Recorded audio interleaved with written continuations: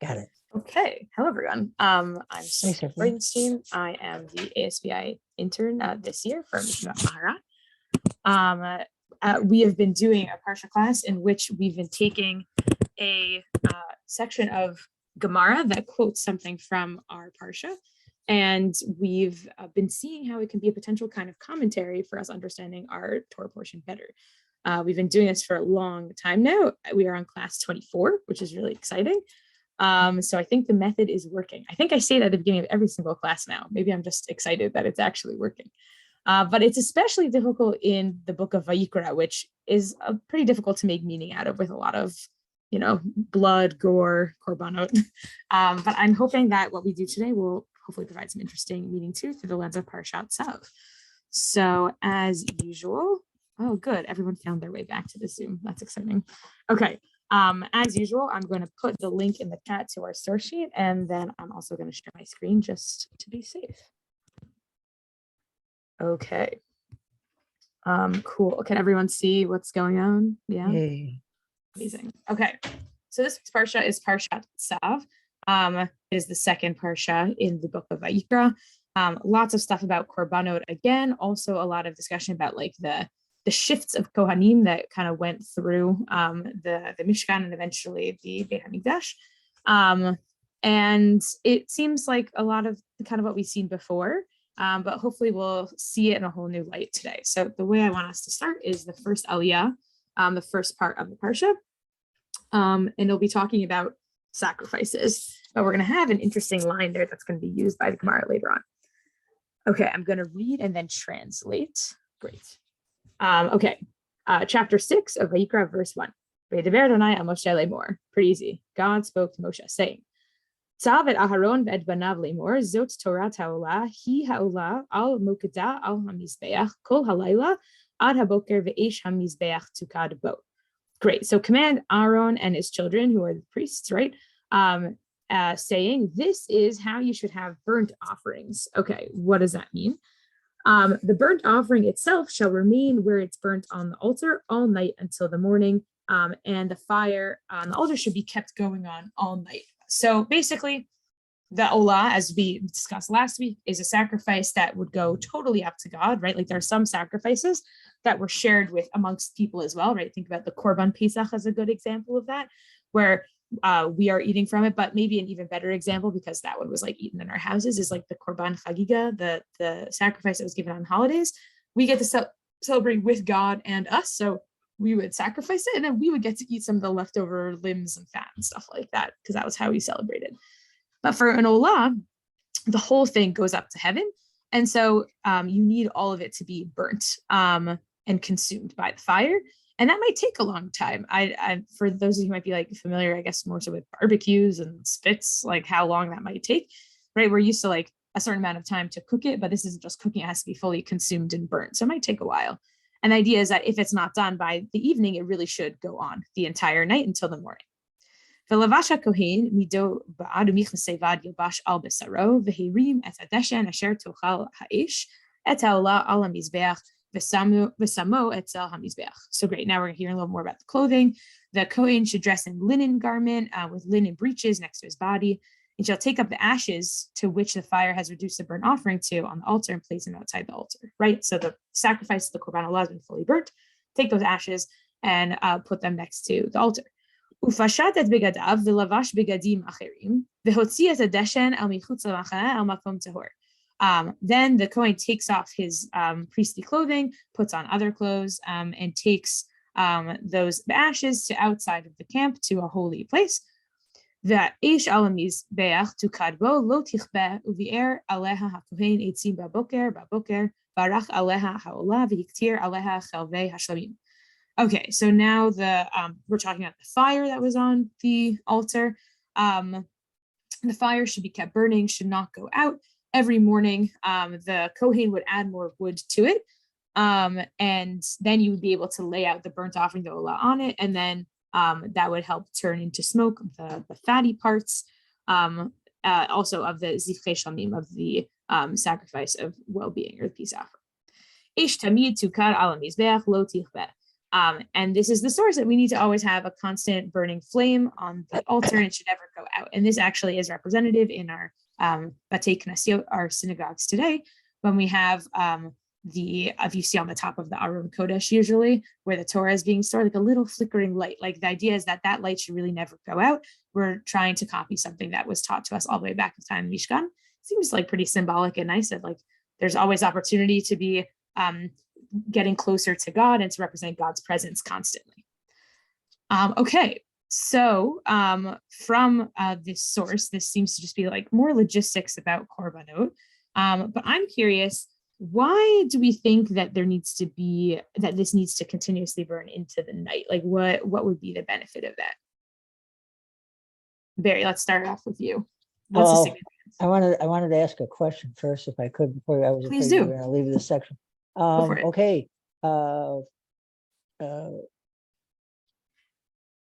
Where is it? There it is, second pasuk. Sure. Tzav Aharon vet banav v'lemor. Conspicuously missing is the phrase "the priests" after his sons, and I'm wondering if why there isn't a distinction here based on what we have known and seen before, that his sons are priests, but some of them, due to physical issues, may not be able to perform the ceremony, and maybe the ones who are momentarily tameh, they might, if they go through their cleansing process, they might come back to it, say they would want to know what's going on. But the ones who can't conduct the service, why isn't there a distinction here? Yeah, I think it's interesting. Right, it's like how we said before, like we're assuming that we're talking about the priest. It says later on, like in the rest of Sukkim, says Kohen. But it's interesting, it's like very familially addressed, right? Like Aaron and the sons. Seems like they're all included, even though some of them might not be able to even do this. Yes, this also, I think, like is interesting, right? Like on the one hand, that like the Torah is not taught in a specific order necessarily. But this is the Parsha before Shmini, in which Nadav and Avihu, Aaron's sons, are going to sacrifice a strange fire and then get consumed by God. So there's a chance that like maybe even like the history of how the like the priesthood kind of gets played out is like not fully set yet, because that situation hasn't happened. The rules also about like what kind of Kohen can be involved in sacrifice or not, it comes a few parshiot later. So it will come, it is in the text, but it's not yet. That actually would be a fun one maybe to study. I think it's in Parshat Emor. We have the explicit instructions of like what the Kohen, how the Kohen should prepare and who is qualified. But for now, it is unusual that like we're just talking about Aaron and his family, kind of. Is that helpful, Barry? Yeah, I'm not sure I'm satisfied with it, but it's helpful. That's what, well, you can check Rashi and get back to us. And since I asked the question, that means I don't have an answer to it. Actually, it wasn't a quiz question; it was an honest question. So you've given me a good research project. I'm happy to check and get back to you as well. And now with apologies for the delay, please ask us the question again that you were about to ask us. So I'm curious about, I guess, like the delay of taking the sacrifice off, right? Like the idea is that the sacrifice is something that goes straight to God, but our conception of God isn't that God like needs to eat, right? Like it's an interesting question of like what exactly this korban is for. Like it's for God to consume wholly, but why do we really need it to burn all the way until it's gone? Why does it have to go on all night? Like what could be the significance about that? I do have a thought, but I'd yield to anybody else who has something to say first. Go ahead. Yeah, sure. Let's take a minute to see if anyone else has anything they want to share. Yes.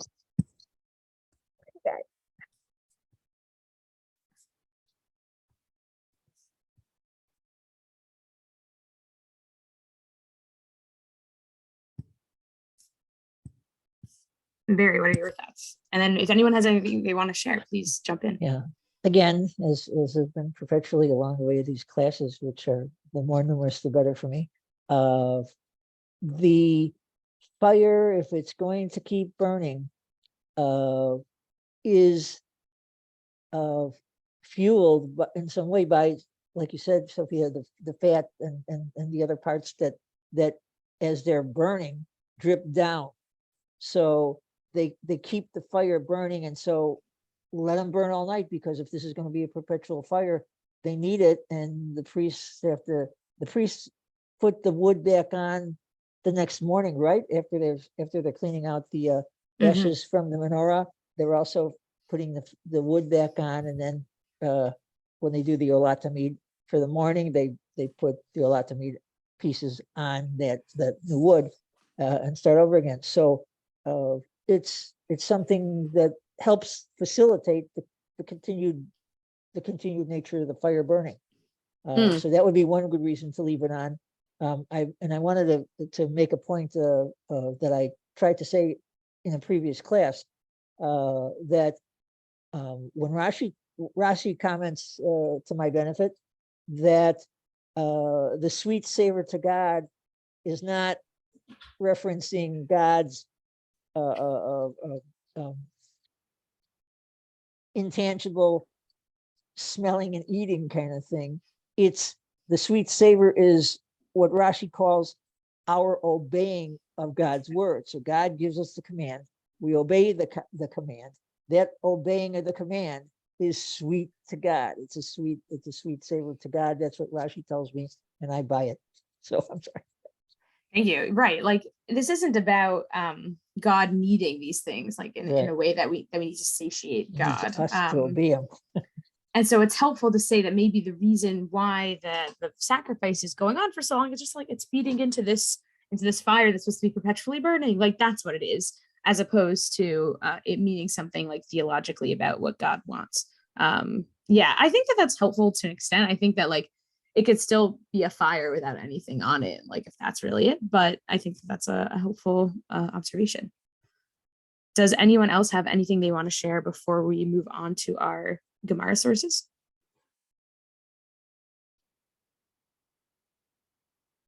Okay. All right, let's see what happens. So the source that we're going to be looking at is actually the first page of Gemara in its entirety. So that's pretty fun. I am not sure if we've done anything from Masechet Brachot before. I don't recall if we have, but for a quick refresher, Masechet Brachot is the first tractate in the entire set of Talmud. It is about blessings, as the name indicates, but it's really about tefillah and like when do we daven, what are the right times, how should we be davening, what things we should be blessing, not be blessing. It's a really fun tractate. If like you ever felt like there was one that you kind of want to like dip your feet into, like it'd be a lot of concepts that would be somewhat familiar to you, whether it be like going to Shacharit every day or like hearing Shacharit once a week, or just like knowing a little bit about like how prayer works in Judaism. Like what's fun about this is like those ideas already are not so foreign to us. And in the tractate, there's like a lot of beautiful stories. The language is like more simple. So if you ever are looking for some kind of introduction start, like this is a fun one. But the first Mishnah is actually quite difficult. And that's what we're going to be doing today. And let's get to it. So one would wonder what exactly, how would such a tractate that starts off the entire Talmud begin? And so it says, when do we say Shema in Mariv, right? Mariv is an evening prayer. And the question is, when can we start saying Shema, right? It's not like a question of the liturgy. It's more of a question of how late at night does it have to be in order to say it, right? So it's almost like a Shabbat question. Like do I need to, like, does the sun need to have set? Do I need to have seen stars? Like we're asking that kind of question. It's funny also, like it just feels like it's interesting that this is the first thing that came to mind. Like usually you'd think maybe the right thing to do is to say, here are the 3 times we daven, and here's what they are. But they're jumping right in and going, when do we say Shema? Like it's like a funny, I don't know, to me it sounds like, I feel like there's got to be people in shul that like kind of sound like this and are a little pedantic in this way. So it's like funny that that's how we're starting. Okay, so when do we start saying Shema? At night. So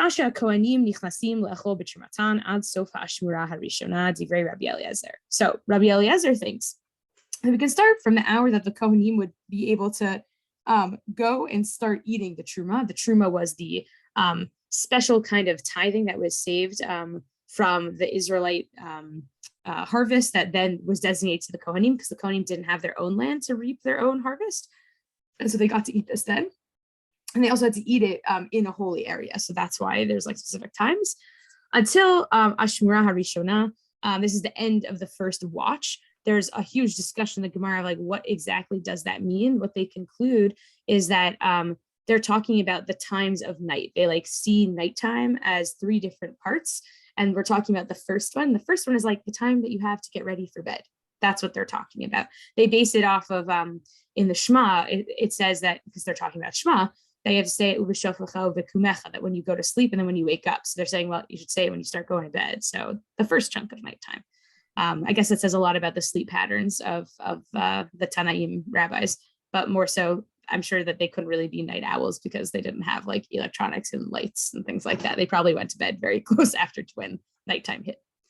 Okay, now we have a different opinion. The sages say, no, it's not after the first chunk of night. It's actually all the way until Jewish time of midnight. Rabban Gamliel Omer, not only that, you can like go all the way to like the beginning of dawn. And then this is like a really fun example of where halacha and agadah come together, where there are rules and laws, but then it's accompanied with a story that's supposed to help us inform our idea of what the laws are all about. So this story is we're talking about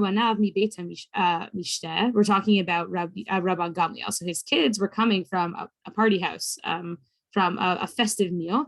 Amrulo, lo karinu at Shema. They said to their father, "Oh my goodness, like we forgot to say Shema in the craziness." Amar lehem, im lo ala amud hashachar chayavi natem likrot, the lo zo bilvad ela kol ma shemru chachamim ad chatzot mitzvatan ad she'ala amud hashachar. So he's saying, well, I said that you have until dawn, and I guess you were partying hard, but it's not dawn yet, so you have time. And even though the chachamim, the sages who were the majority ruling, said until chatzot, until midnight, really they do think that like you, even though they said that, they really think you have until dawn. Hekter chalavim ve'ivarim mitzvatan ad she'ala amud hashachar.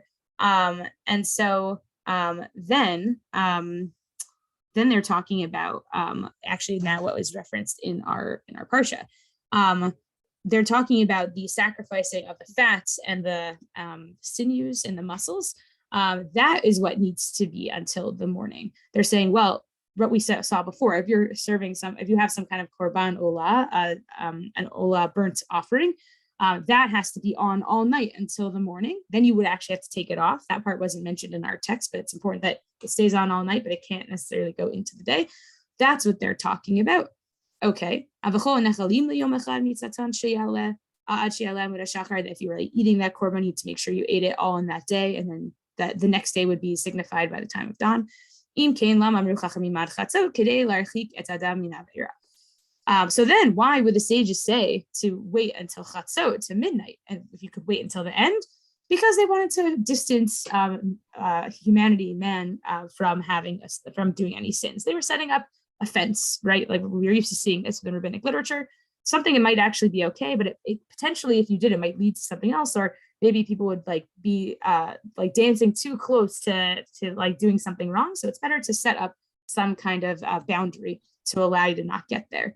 And so what we see here, just by this quick mention of the korbanot, is implicitly what the sons of Rabban Gamliel are saying is that they assume that the way that you determine Mariv is based off of what we just read before about burnt offerings. They seem to be correlating that the Mariv time of prayer with how long the burnt offering could stay on, which was all night. And the question was, at what time is all night over?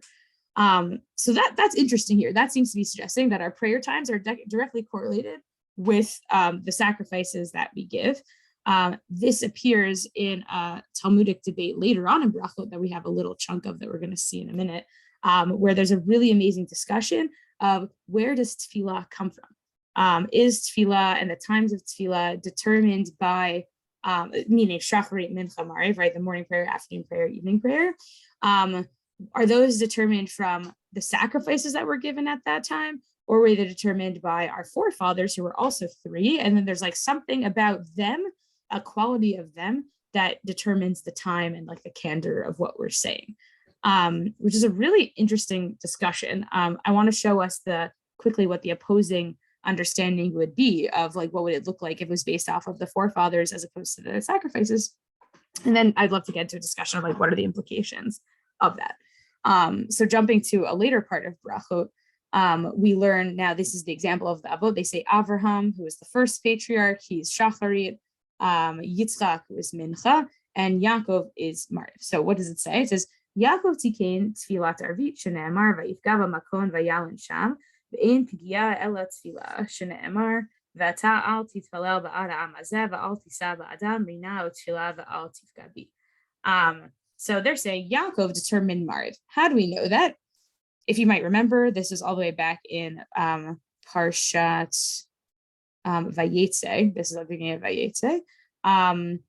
That when Yaakov is running away from Esav, he needs to take a rest, and he has some kind of encounter and then sleeps, and then that's what's going to lead to like his amazing dream of the ladder and the angels going up and down the ladder. And the way they're seeing in encounters, they're saying there's no way this encounter just was an encounter. It must mean that he was encountering the divine through tefillah. And then they provide this other verse from Yirmiyahu where it was clear that by seeing the correlation of tefillah and pigia, that verb, that like they must mean the same thing. But then what they're seeing here is that Yaakov was like getting ready to go to bed, aka mariv time, and so if he had this encounter, then that must mean he was davening mariv, or like that's what we can be inspired to think about mariv. So before we move on, I want to take a step back and think about our own tefillah practices. Like, what exactly are we thinking about when we are davening? Maybe often we're rushing, right? Like we're just trying to get through the day. We're not necessarily thinking about what they represent. But for you, when you think about davening, what do you think you're trying to do? What are you trying to mimic, I guess, from our tradition? And that's, I think, what this avot versus korbanot argument is coming to do. Are we trying to base ourselves off of what the Mishkan and the Beit HaMikdash used to be? We do not have temple service anymore, and this is our way of representing that in the modern day. Or is it based off of our forefathers, and then actually like having a temple or not is like there's no connection? Like it sounds like the significance of davening would have been important during the time of the temple too, when there were sacrifices, but if we're just commemorating the forefathers, that could happen all the time. I'm curious if people have any thoughts about that or about their own davening experience they want to share. I do in my time. Well, I'm waiting for other people to feel free to offer. Does anyone else want to share? Please. Take your time. I'll share. I feel like they're two totally different things in my feeling. I mean, I don't feel like I'm making an offering, and I feel like if I'm davening, that's like Moshe talking to Hashem, he wasn't making an offering, he was kind of speaking one-on-one, as it were. I don't know if that's right, but that's how I feel about it. So to clarify, like when you say about Moshe talking to God, like as in, it doesn't have to be trying to like be a paradigm of forefathers or sacrifices. Like it's just about talking to God. Like we don't need this framework. Is that what you're saying? Yeah, I mean, if the priests were making offerings, they're like representative of the whole. They're kind of, not everybody could go up. Am I right on that? I mean, I guess maybe I don't know for sure, but not everybody could go in there and make an offering. Yeah. And so, the only way kind of you're having your discussion with Hashem would be, prayer. And that's how I feel about it. Yeah. Amazing. Thank you. Yeah, I appreciate that. Does anyone else want to share about their own experience?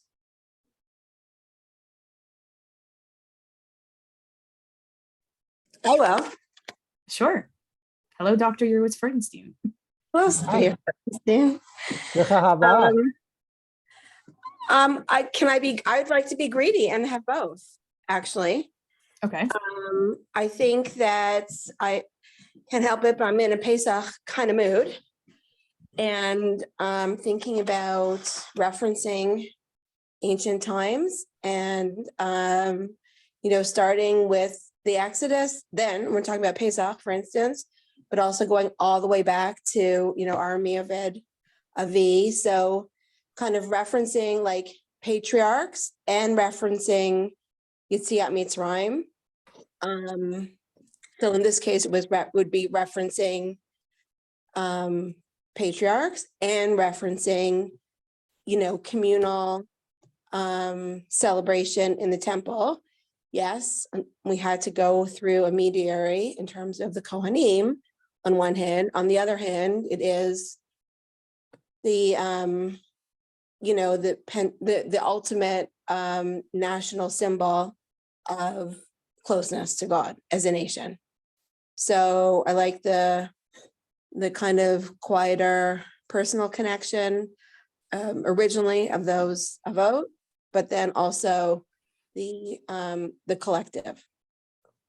Amazing, thank you. Right, like a lot of machlokot or disagreements in the Gemara don't have to be an either or situation. Often halacha tries to live out both opinions in the best way possible.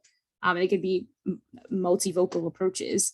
And maybe we shouldn't necessarily be seeing it as so binary, right? Like the idea of korbanot as a sense of like, to me, the way that I was often taught this paradigm of like a korbanot, avot and korbanot is the avot are like a more personal kind of perception of prayer. It's actually similar to what Dina was saying before about like talking between Moshe and God, of like the avot, the patriarchs doing it is like, that's a personal, maybe even like somewhat sporadic kind of connection, right? Like it's like a little bit more like real life in the way we connect with people. But then korbanot, having sacrifices at specific times is keva, right? Like there's something about tefillah that like, it's not just about saying whatever you want. Like you do need to say specific things in order to be yotze, to have actually done davening.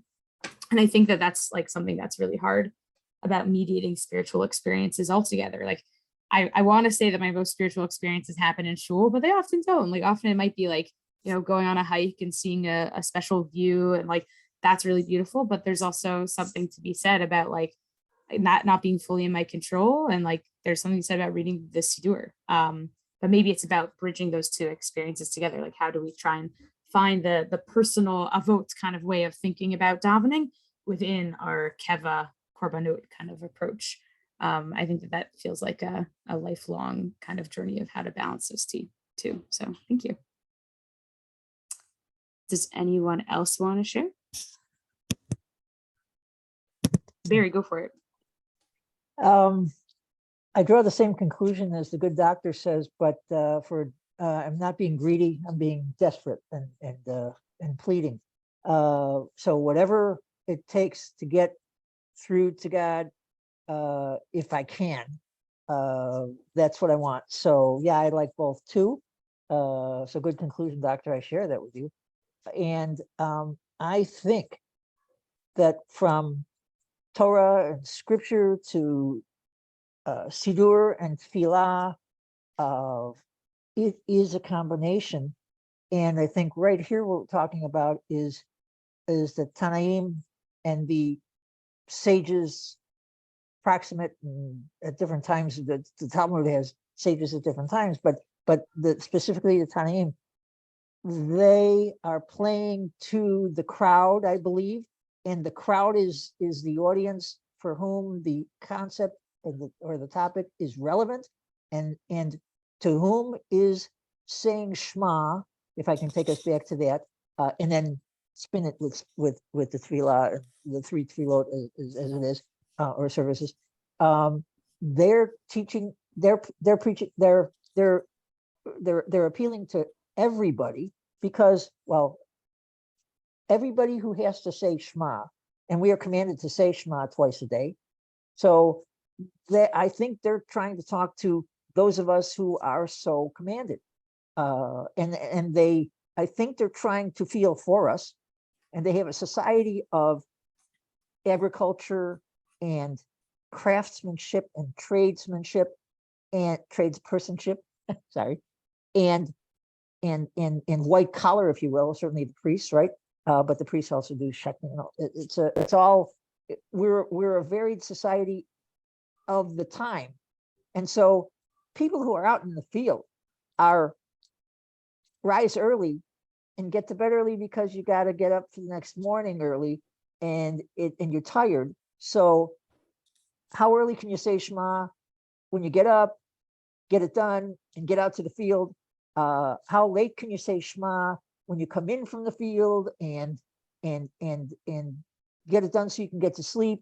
Or how late can you say Shema if, like the sons of Rabban Gamliel, come in from a happy time, and they got past the Shema topic. They didn't get to say Shema. They get home and they suddenly realize, oops, we forgot Shema, or we didn't, or it wasn't timely or something. So I think these guys were trying to give us a range of how soon in the evening we could say it, or how late in the morning, or how late in the nighttime we could say it, and still perform the mitzvah, still get heavenly credit for the mitzvah. And I think that's what's going on here. And I think the 3 times prayer, if somebody inserts mincha along the way, I was thinking, although I don't know this from anybody, that might have been around for the, and I'm showing my ignorance here, the second Olat Tamid, which is in the twilight. It's not night, and it's certainly not morning. It's twilight. So maybe that's what Yitzchak was getting at when he was a preliminary. Our forefathers and I think foremothers had glimpses by divine allowance to have foresight to certain things going on in their times and in the future. So they're getting these glimpses, and so here Yitzchak, he gets credited, like you say, for the mincha. I had heard and learned that Abraham, he got up early in the morning. Every time that references Abraham getting doing a commandment that he got from God, or doing something that he wanted to do with or for God in his own initiative, says he gets up early in the morning. The Akedah, right? Gets up early in the morning, suits up his camel, or not camel, his donkey. His donkey, and gets going, right? And he's going to sacrifice his son, right? But so he thinks, and he gets up early in the morning to go. And then Yaakov Avinu, this is clearly in our face, right? And I don't think it was so much that he encountered God when he was first deciding to settle for the night. I think, and Rashi tells me that the sun was caused to set early for the benefit of Yaakov Avinu, because he had reached the place that would be the future site of our Beit HaMikdash, and on earth was, excuse me, in line in a vertical manner from up and down to the heavenly Beit HaMikdash, if you will. I read this from Rashi, and I think this is beautiful. Is it true or not? There is not the guide to Paskin, but it seems to me beautiful. And so Yaakov Avinu got there. Rashi says God had that sun set early for him. Later on, God stalls the sun from setting for different reasons in different times of our existence. But at this time, the sun set early. So Yaakov Avinu was dealing with a ramification of a stimulus. The sun went down. It's time to bed, right? And he's on a journey. He's heading from home to Uncle Lavan's place, right? He's on the run. And so here he is at Beit El, or what becomes Beit El, and there he is. So I think these are all combinations of things. And in the conclusion of the good doctor that I share, I'd like them all, bring them on. Also, there's tefillah that I say every morning that talks about, it's right before the section where you start off with Yes, about the Olat Tamid, right? Yeah, and not only that, but before that, there's this paragraph, if you will, this tefillah that talks about the Kohanim, the Leviim, and the Israelites. And there's no, when there was a holy temple, these guys were in their places. Kohanim at the service, Leviim on their platforms singing and helping, and the Israelites in their homes. And now, without the Beit HaMikdash, it tells me our sacrifice is the prayer of our lips. There's a tefillah by that. I got to get it out to tell you, but I won't do it right now, but I should have had my cedar handy here. But it's there, right? Yes. And You're saying that you know the tefillah I'm talking about, I hope. But yes. Now it's our lips that make the sacrifices by our prayers. And so, yeah, I think it's all together, and whatever it takes to get the attention of God in heaven, that's what I need to do. And I'm good with all this. Thank you. Well, okay, so there are two things that I take out of what you were saying, Barry. One is Only two. within our liturgy, right? Like there is at the beginning a list of sacrifices that we're given every day, and that we hope that by reading it, we have like somehow reenacted that within our prayer. The part that I think is funnier though is that if you ask a typical Shachari davening Jew, how many people actually say that section? Not much, which I think like is interesting, right? Like it says something about like how connected we feel. It's good that you do. It was originally instated by the Tosfot in order to ensure that we had some like kind of nod to sacrifices. And also was there used to be an understanding you had to like definitely do Torah study every single day. So it was like built into the actual liturgy, like, oh, just in case you didn't have a chance to study Torah for the rest of the day, like you've learned a little bit. So Korbanot, and that's really great. So I think that's just interesting. Is like it's there, but sociologically, how many people even like are aware of that and like just skip it right over?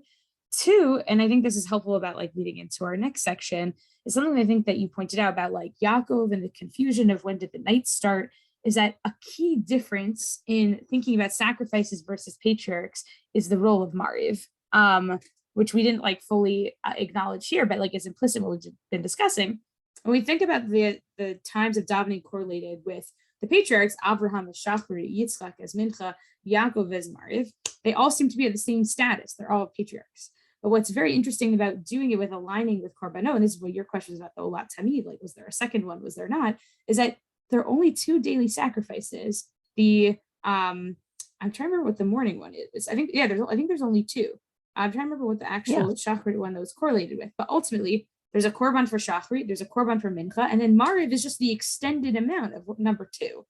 And that really does like have halachic ramifications because, and this actually plays out within our halachic understanding of the role of these different tefillot. Like, let's say you forget to add in the additional prayer for Rosh Chodesh in Shachrit. You have to repeat the tefillah again. In Mincha, you also have to repeat it again if you missed it. But in Mariv, if you forgot it, you don't repeat it, which kind of seems to suggest that Mariv, right, like isn't as significant as the other 2. And that's ultimately what the Gemara decides, is that if it is a reshut, that it's like something that we are invited to do now. Dr. Freudenstein, are you raising your hand? Okay, so let me finish my sentence and then I'll call on you. That it's not the same kind of halachic status as the other 2. And there actually is a very interesting Agadata in Masechet Brachot about this, where Rabbi Yoshua, Rabbi Gamliel, who we just saw, like have a disagreement about like how we should be feeling about Mariv in light of this. But it shows that if we think about it from a Korban standpoint as opposed to an Avot standpoint, we might have a different kind of emotional resonance or significance to it. Dr. Yoretz Freudenstein, were you going to say something? Just going to remind you about very modern sociological implications, also with partnership minyanim, about within the more left-wing part of Orthodoxy, that is the question as to if Mariv is reshut is voluntary, then there are implications as to whether or not women are equally obligated or equally not obligated to men, and therefore are able to lead that particular davening. Has not been accepted uniformly across the partnership minyan world, but is instituted at kind of like the beginnings of, what's it called? Like the main starting place of partnership minyanim in Kilat. What's it called? Shira Chadasha.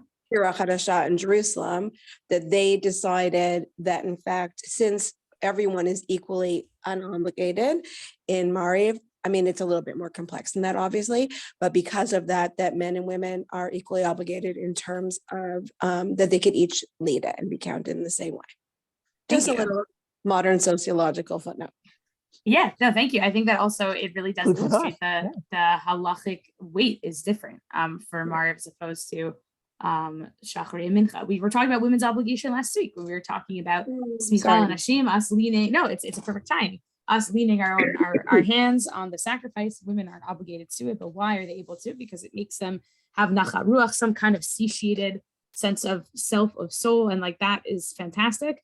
And so one wonders, well, for something like Mariv, if it's not based off of the avot, but it's based off of the korbanot, and therefore it's not really real in the same way. Like, why not be more creative? I think that's a really interesting point. I think that, of course, how that plays out sociologically, like, right, not every single partnership minyan does that just yet. But I think that it definitely is like an illustration of the contentiousness of Mariv. And I think that's like what this comes to show us. Does anyone else have anything they want to share before we move on?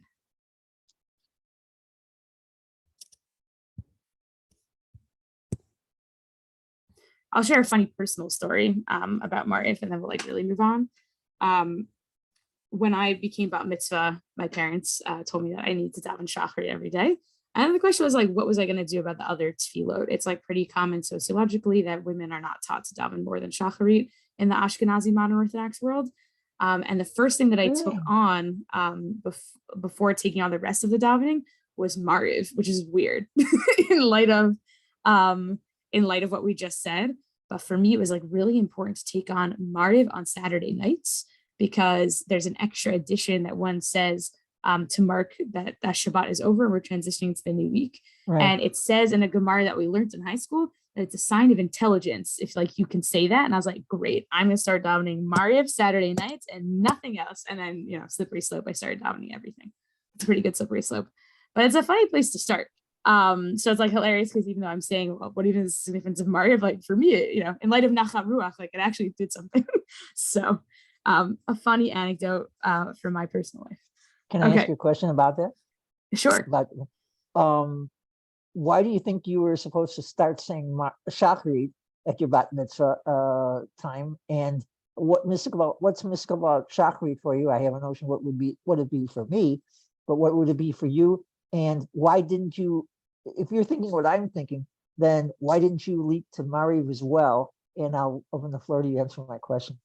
Amazing. Well, I'm not going to let my parents answer this one, even though they're mimicking in the chat that for men, it's clear why you do shacharit every day, even if you don't do the other ones, because you're going to be wrapping tefillin. That was not something that I was doing at that stage of my life, and not currently either. But you had a brother that we would have expected of a few years later. So we wanted to make sure we had the same expectation for our daughter as for our son. Yeah, so I guess it comes from there. But it is a family discussion. So if you don't lean tefillin, it's okay not to say it? No, I think it is an overall, it's a sociological phenomenon too, right? When you think about like high school and what davening experiences at high schools are, usually shacharit is stronger than mincha. In the school that I went to, which was a pluralistic high school, there was an optional shacharit in the morning that was very strong, and then mincha was like kind of scraggly. It was like hard to get people. But I'm all for, we should be pushing for more obligation. I agree. We should start teaching her about mitzvah students too. I want to finish. I want to finish, but I'm happy to answer questions afterwards. Okay. So, what was the point of having that whole conversation about Mariv? Right, we're able to see the significance of it being sacrifices versus patriarchs. I think that it's touching on like the liminality of that time, of like the transition into night. I wanted to remind us that the beginning of Breshit, the way that we determine the new day in the Jewish calendar is we have Vayi'er, Vayiboker, Yom Echad, that we talk about the evening and then the morning first. So I think that for me, like problematizes a little bit this Korban idea of like, it's interesting the way that we would start the new day is like the time that the Korban from the last day is like still kind of going on. I think that's like interesting that we hold all of those things together. The last source that I have on here is from the Rashbam. I'm going to just say it out loud because I think it's a little technical in the wording, but the Rashbam, who is Rashi's grandson, he's very interested in like trying to make sure that Torah matches his like conception of science. And he like really doesn't like the idea that the day starts with the night. He's like, no, it just means that nighttime extended all the way into the beginning of the day. And actually the daytime is when things are measured. But to me, it felt very clear that the Rashba was thinking about Korbanot, like we were saying, that there was like this idea of like extension from previous day into new day, that they're focusing on like this extension of time as opposed to seeing as the beginning of the new time. But I think what the overall takeaway here, and I'll stop sharing, this is my Pesach connection, is like Pesach, which is coming up. We won't be able to meet for the next 2 weeks because of Pesach. So I guess that's why I'm leaving us off with a Pesach thought now, is that no, just for, I think like realistically, I'll be at home, and like who knows what my schedule will be. So hopefully you'll have. There won't be a home on Wednesday. Okay. There will be, yeah. No, there's a Chol Hamoed Wednesday. I'm just taking a Isn't it bit Yom of Tov? no, the next one is Thursday. That next week Thursday. From what It's I think, or daytime. not. I think That's so. daytime. Starts at night, right? With all due respect Oh, to right. that We're actually struggling with this exact question, right? I'm thinking like Wednesday during the day will not be Chol Hamoed, Please but at do night. not give us 3-day Yom Tovs, Rabbi, please. One set of 3-day Yom Tov is enough. Right. My bad. We don't my need bad. a 3-day Yom Tov at the end also. Right. Yes. Sorry. I forgot because of this exact problem. What I wanted to illustrate, this is the whole point, is I guess like there's something interesting about like thinking about when do days begin and when do they end within a Jewish context. And this I think is like especially exacerbated when thinking about Pesach, because there's so many like strict times to be thinking about, right? Like the Seder starts at night, and it's important that you're supposed to eat the Korban Pesach or Afikomen at a certain time. We say it can go until the day, but really we nowadays, just like we have for this Korban, mark it at Chatzot just to be extra safe. Like the Chachamim said, that we're supposed to like not go all the way until morning, because we want to set up that boundary for ourselves. And I think you stop at midnight. I mean, you eat it by midnight. Halachic midnight, which is usually much later than our midnight. And there's obviously you should do based off of what your family has done, and can consult an official rabbi. But that is the way that we talk about the measurement of afikomen that's supposed to be consumed by that time, because we're mimicking what korbanot used to be like. And you have Rabban Gamliel to rely on, as we saw. But I think that thinking about like what is the role of Mariv can help us think about like, I guess, like the unusualness of what nighttime is in Judaism. I wish I had something more profound to say about it. I think like that in and of itself, I just think is like really interesting. It just makes us think about time in different ways. I'm curious, like I would love to hear what people have to say about this. If people have anything, anyone who, if they haven't gone yet, I'd love to hear from you first, and otherwise we can have everyone jump in. But I'm curious, like this seems to be asking us to think about what the significance of nighttime is within the Jewish calendar, with our own times, maybe in a time when, like we said before, the no electricity, it was a scarier time. Yeah, I'm curious, like what that could be. Audrey, yeah, hello, go for it. Hi. I think anthropologists have written that the idea that we go to sleep and just sleep continuously for, I don't know, like 6 to 12 hours is a rather recent development. And people during this time were living in tents. Maybe they didn't feel secure, but like the rhythms of life that we take for granted, we perhaps cannot and should not like apply to the past and the way that people live their lives in the past. And at least what I've been reading into and taking away from tonight's lesson is a little bit that like people were very much like afraid of the night, and they were checking in with Hashem multiple times. And even when you wake up in the morning and you think, thank God I'm still alive. So I mean that's what I've been thinking. I'm sorry if it's not a substantial contribution. That's very substantial. I feel like it helped too. make a lot of sense. I felt like for me, I was like sharing a lot of thoughts. I wasn't sure how I was like totally connecting them together. And I think you just did a great job of that. Good job. I think also what you shared is like we were talking about the Aish being tamid on the Mizbeach, that there's constant fire. And I was saying it from like, oh, like God's presence is everywhere. But you're right, like thinking about it at night, that the fire was still burning and consuming the previous day's sacrifice. Like that's a really strong image. Like even when everything else was dark, that like there was still fire going on. I think it really speaks to what you're talking about. So thank you. I think it was a great contribution. I absolutely agree with Audrey. I think I didn't even think about it that way, but I think that definitely people were up kind of through the night checking up on stuff. And so I would for sure envision that, they're like checking on the fire and they're checking, kind of safety wise. So I like that contribution. Yeah, thank you. I think also, right, like we saw in the mission that this gets expanded on the Gemara as well, as like when we think about the nighttime in 3 chunks, like I think, right, that we were talking about the first guard, the second guard, and the third guard, like they had different shifts of Kohanim during those times because it was a dangerous time.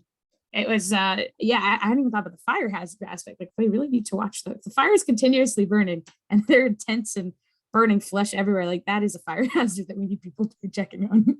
So that's thank you.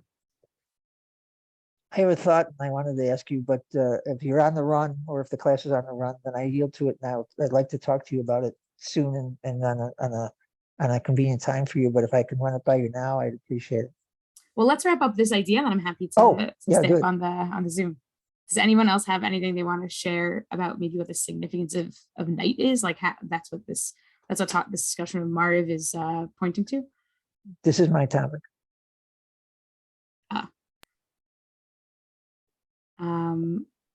Okay. I'm going to share one thought and then we'll wrap up and then then you're welcome to stay on. Thanks.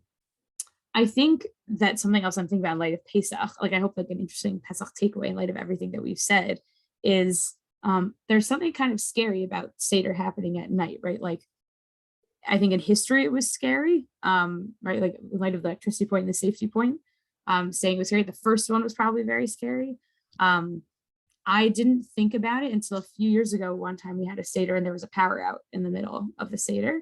And I remember it still because it felt quite scary. And I was like, oh, this is like actually what most Sedarim were like for most of history. And like, at least like my sense of fear was just about like a technical power outage and not pogroms, death of the firstborn. Like, that's nice that it was that.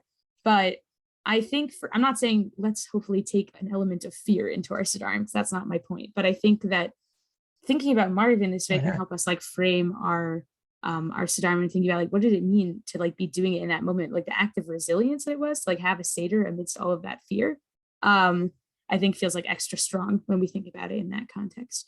So hopefully we can take that kind of lived experience. Yeah, Dina, were you going to say something? I was going to ask you a question. I mean, I don't know much about the Seders in ancient times or whatever, but did they run through the night? Like a lot of Seders run until 2 in the morning, 3 in the morning. Is that something that was common then? I mean, I don't know if common per se, but in the Haggadah itself, there's a discussion of a Tannaitic discussion that went all the way into the night, so much so that the students of the teachers that were teaching said, "Oh, guys, it's Shachari time!" Like they went overtime. Time for the morning smile. Right. So that's why I'm thinking, like, if it's scary, was it less scary? Because it wasn't like here where people were like, oh, okay, and I got to go home now and it's midnight or 1 in the morning. Like if they're going all through the night, then they're all together all through the night, That's a really different, that's fascinating. Just that way. A question.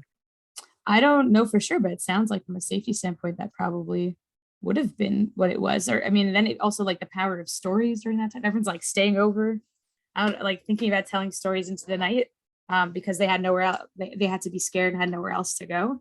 That was definitely true of the first one, right? Like if they stepped outside, there was a chance that they would get struck by plague. That's also true of our own lives not so long ago as well. And so I think that I don't mean to bring it up in the sense of like it's important to like relive these difficult experiences, but I think for me it adds a whole new level of appreciation. Imagine, well, I don't want to invoke fear unnecessarily into people, but I think that if we can use it positively to think like to have a whole new sense of gratitude of what the Seder is supposed to provide, and like seeing that even amidst the fear that we do this, I think is very cool. Okay, so upcoming Chag Sameach. Hopefully you have a very meaningful Pesach experience in whatever way that is. And I look forward to us picking up when Pesach is over. Thank you.